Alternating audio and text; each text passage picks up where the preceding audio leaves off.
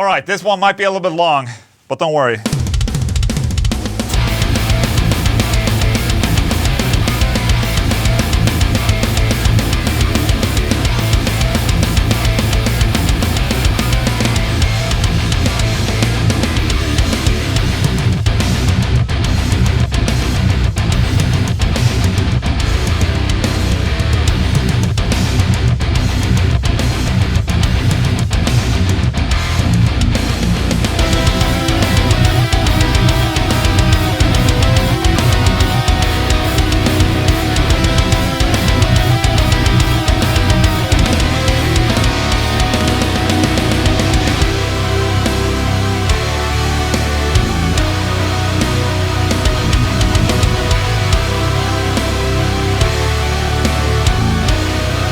Hell yeah.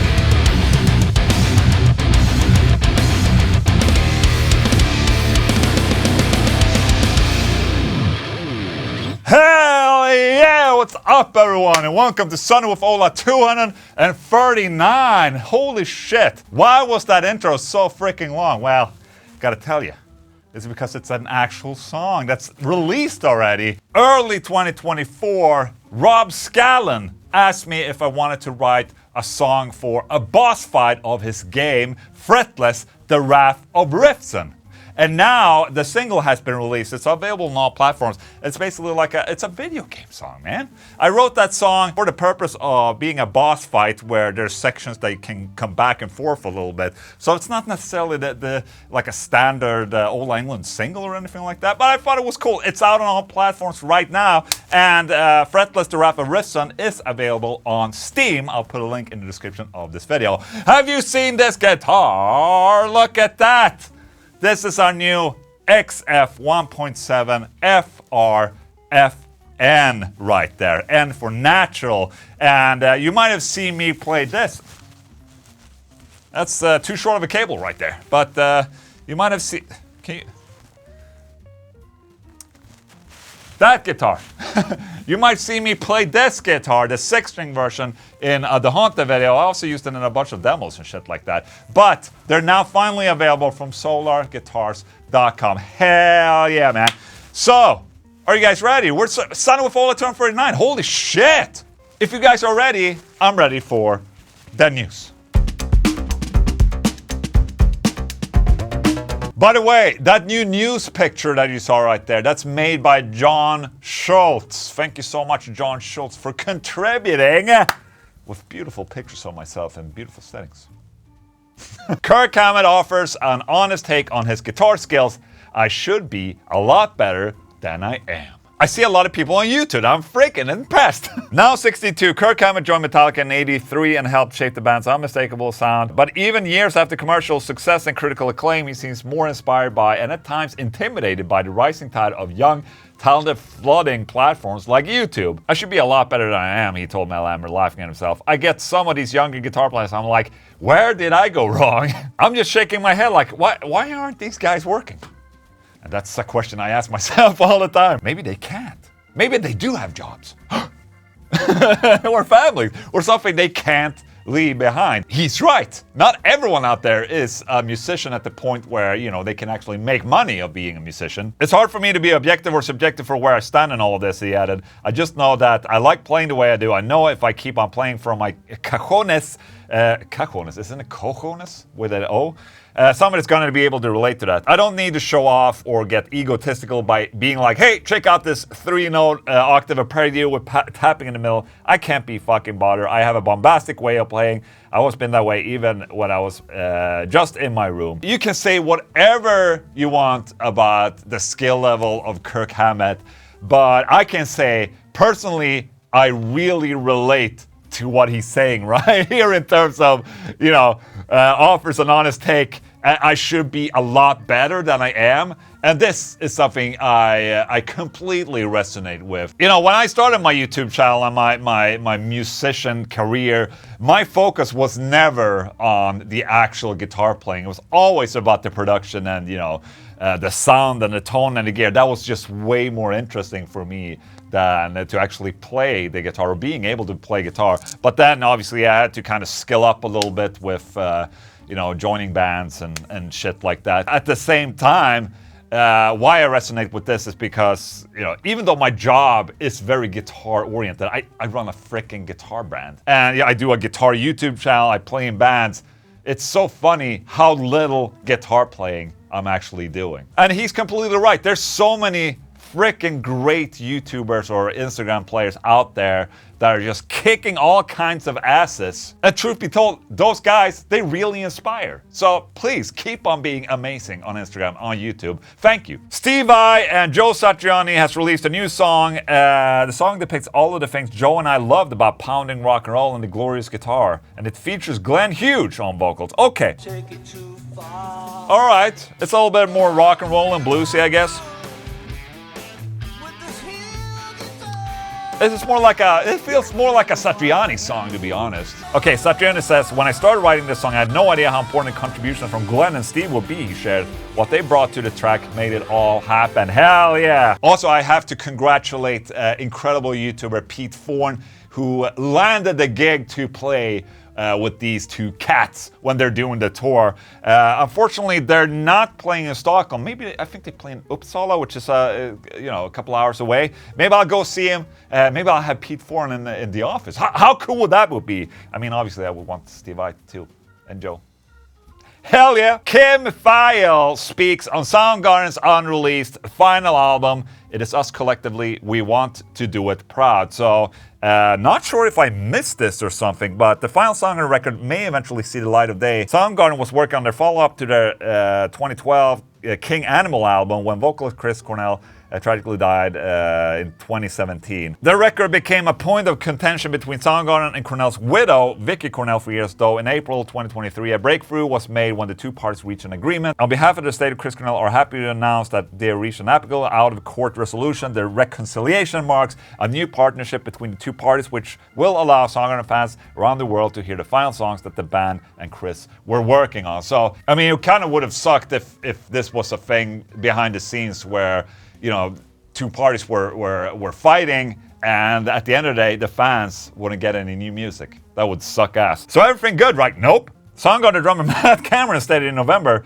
of the same year that the band was still in the middle of a dispute with the estate. Soundgarden guitarist Kim recently spoke to Rolling Stone saying he believes the record will eventually get released despite the legal hang-ups. So here's hoping, right?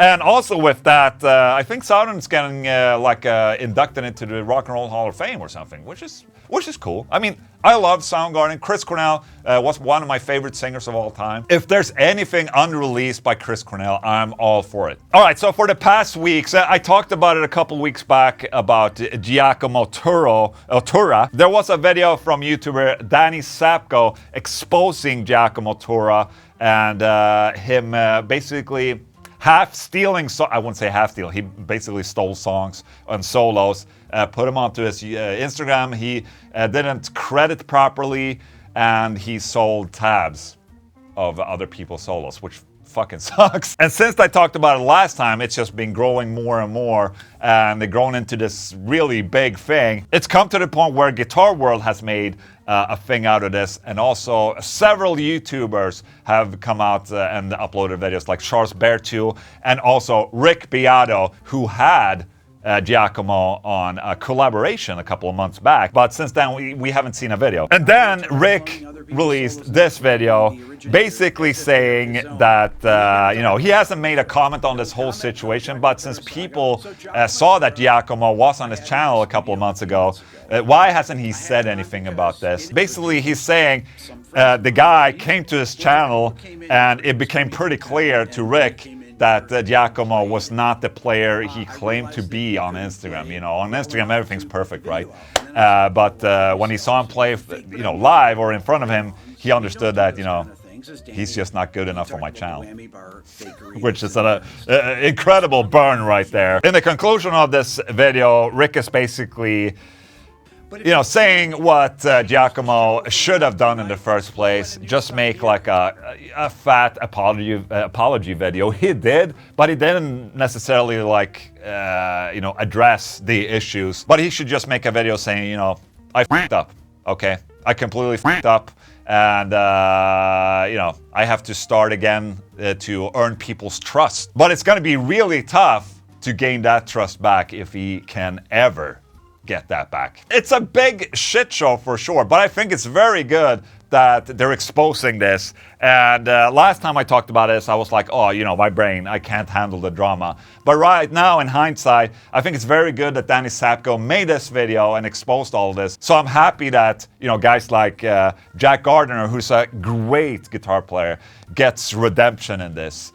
And all the other ones as well, of course. And that, my friends, was the beautiful news.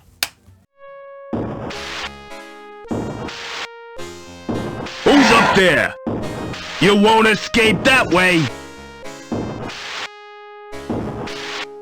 Alright, so for Adventures with Ola, you might have seen I uploaded a guitar shopping video this past week. I went to Amsterdam to go to Axe Palace, which is a great guitar store. I've seen it all over Facebook. They have like kick-ass looking guitars, high-end guitars, I might add. If you haven't seen that video's up here. There was so much content from that whole video shoot that I just couldn't fit it all into that video. So I figured I would have a short little adventure with Ola, showing some extra clips and also showing a Flaxwood guitar that I tried out, a finished Flaxwood. And so let's head back to Amsterdam, you guys.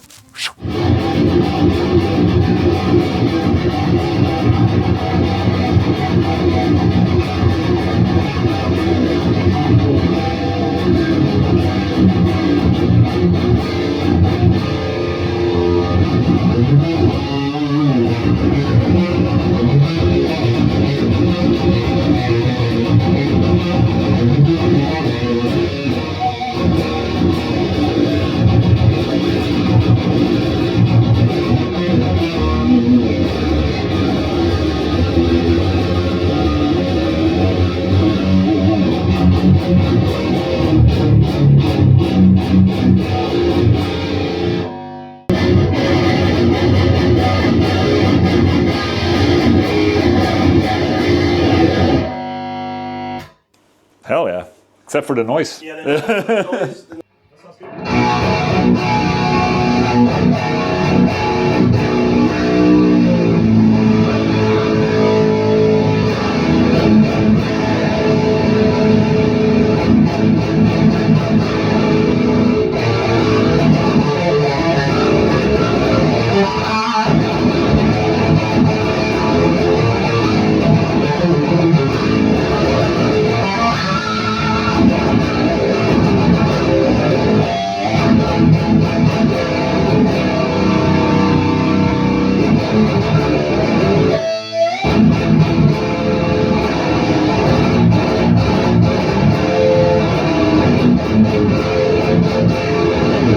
You don't know that you have a guitar that's tuned to D? D standard? Yes. We have quite a few. Okay. Yeah. I want to try D standard guitar with this amplifier. This sounds great, by the way. But for the Haunted, I'm thinking like, you know, D standard would be cool. Okay, that's... Okay, cool. What pickup is that? That is a bare knuckle polymath. Polymath? Okay.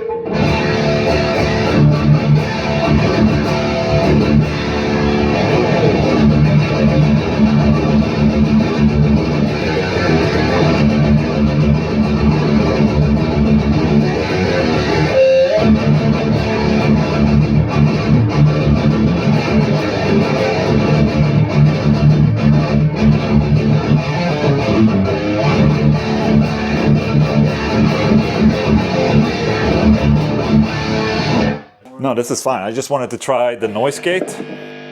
Oh, so it's a separate thing on the back. We just need to be. We can just pull it out.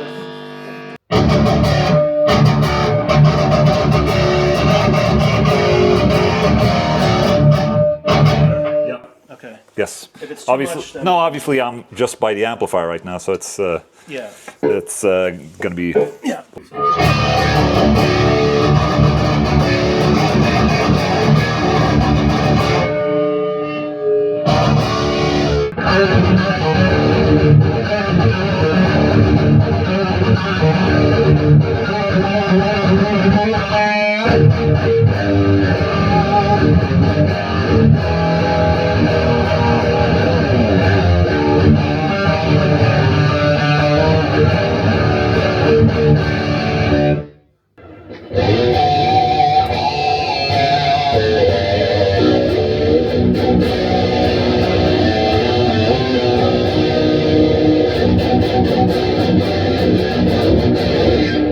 I think it's the first time I try a mayonnaise headless guitar. Actually, haven't done that before. Yeah, it's called the Hydra. Yep. And it's a Hydra Elite, and this was it's got like a. This is interesting. That's not flame maple. That's actually a. I think it's a 4A poplar. Okay. Flamed poplar top, right? Yeah, poplar flame top. So it's very interesting to see Wow. figured poplar like that. Yeah. And then it has the Mayonnaise branded pickups, and it has a trem too. Oh no, it doesn't. I'm sorry. No, I'm an not idiot. this one. But yeah, it's a great build. Swamp ash body. Looks great too. It's like some HR Giger stuff. Yeah, that's cool. So Flaxwood is a brand I'm well aware about. They have been a thing since I know my early forum days, and they're from Finland.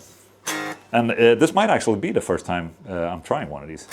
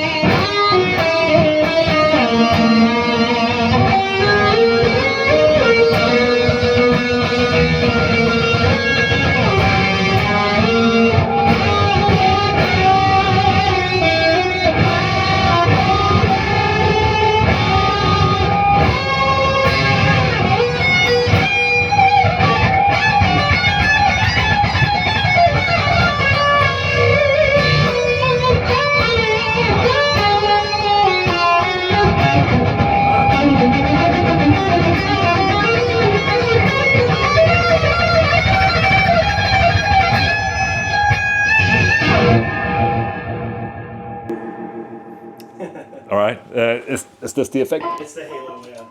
Want me just to disable the loop altogether? Or is it? Yeah, maybe so. Maybe so.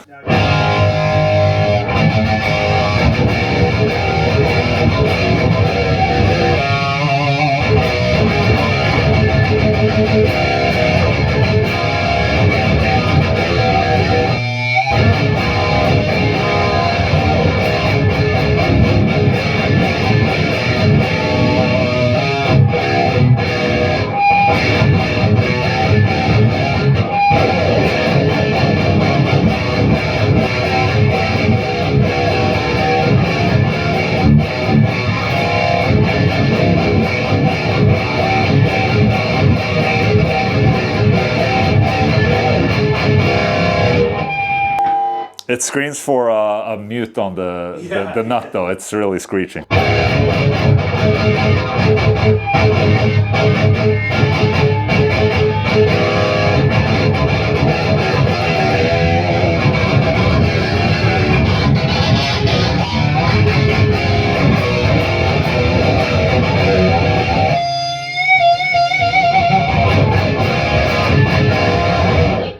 Hell yeah. That's cool. Take a look at that. It's obviously not meant to be a metal guitar, but No. We make it. Will it chug? We're making it chug. We'll make it happen, yeah. Hell yeah. All right, guitar of the day, where I check out cool guitars on Reverb or Reverb, right? Or whatever store I'm checking out. Today, since I made the discovery of finding this guy, Dean Gordon Guitars, that were in the guitar shopping video, I figured I would check out what's available on Reverb. This guitar right here is the actual one I tried in my video, and dude, that played so well, must say. And just the aesthetics, you know, the Parker Fly aesthetics and all that, it's just... makes me feel good. Now, the thing about this, I would love this particular guitar, but I would have wanted it in this color right there. Take a look at this. That looks so good in person, I must say. That's a different model. That's a headless right there, but I really enjoy this this look right here. It's the Virtus. I can't say I'm very familiar with his work before this, but let's check out his website. Thank you. Can we add an applause to my burping today? That would be great. I need the encouragement. Okay. Oh, so he has regular looking guitars as well. Well, there you go. So aircraft grade aluminum lower bout. This thing right there is aircraft grade aluminum right there. So incredibly durable. Ooh, that's the one I think. That's the one I played. Ooh. Ooh, okay, we're back. Okay, what's this? Semi-carb, full carb. Oh, here's the options. Okay, flat top right there. Semi-carb, that looks kind of cool. Or the full carb. Dude. I can't click it. It's not a clickable image. Okay, here's that semi-carved one right there. I wonder if it's... Oh, this is Axe Palace in the US that's selling this. Okay. Very cool. Ooh, what's this?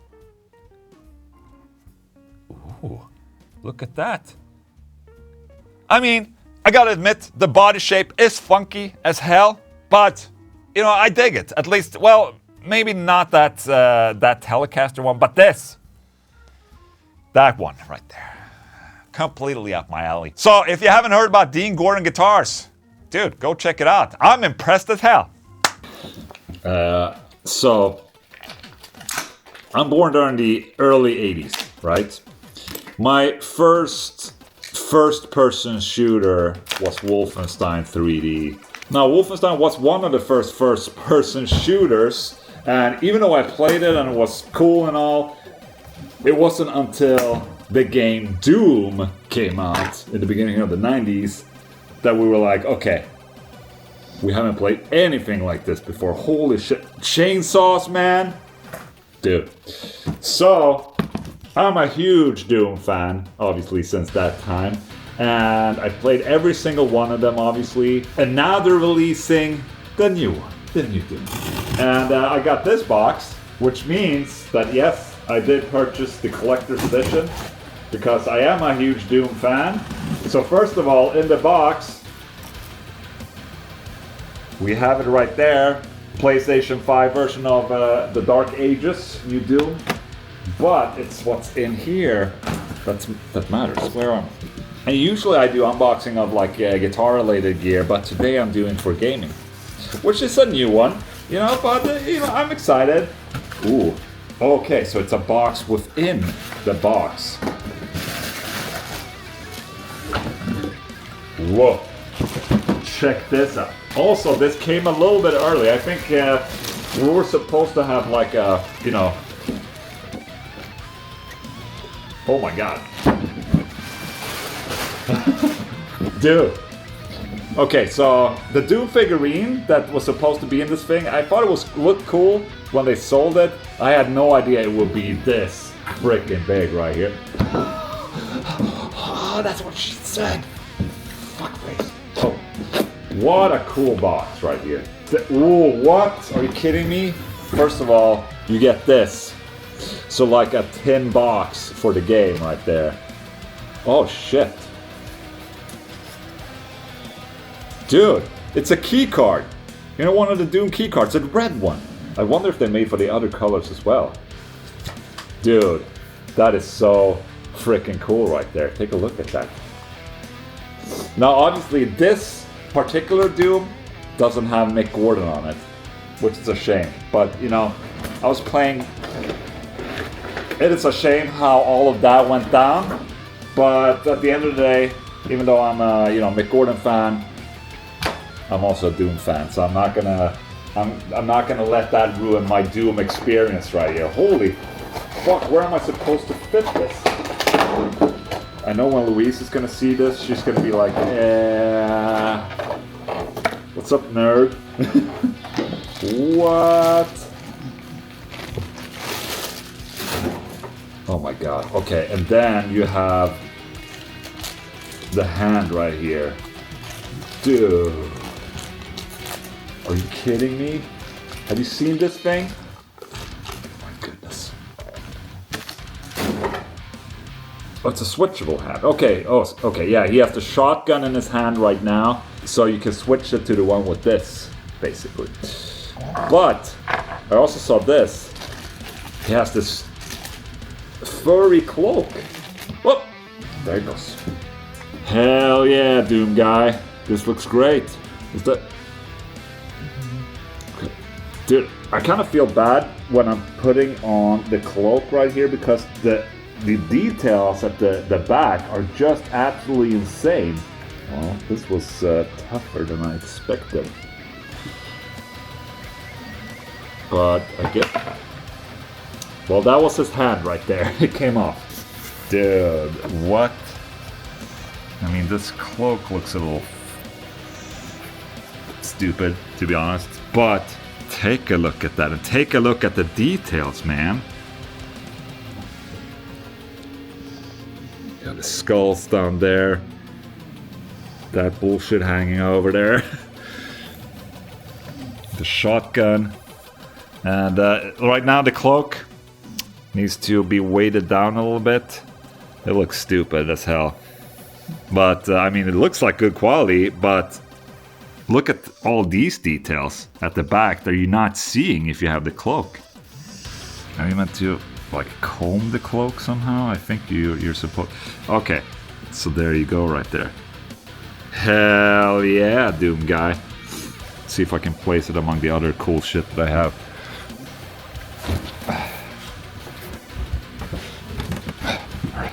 Dude, I'm not sure it's gonna fit in here. So I have Mesmer down there.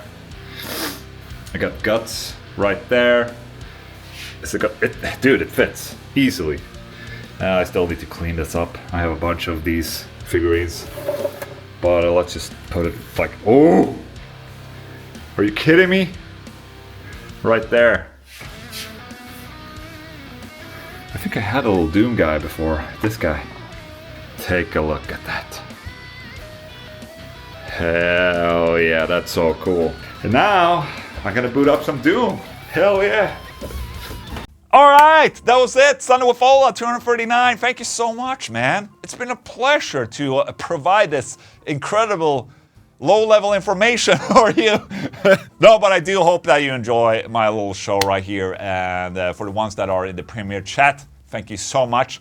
If you want to become a YouTube member and slay my ass in Brawlhalla, there's a link to join in somewhere in this video. Down there somewhere, and you can join in on Discord and you can get the brawl roll. So whenever I'm ready to brawl, I'll tag everyone that's in the brawl roll, okay? And then I'll kick your asses, okay? So there you go. If you want to support OlaEnglundShop.com, you can get a band t-shirt just like this. How about that? Thank you so much for watching. I'll see you next time. Goodbye.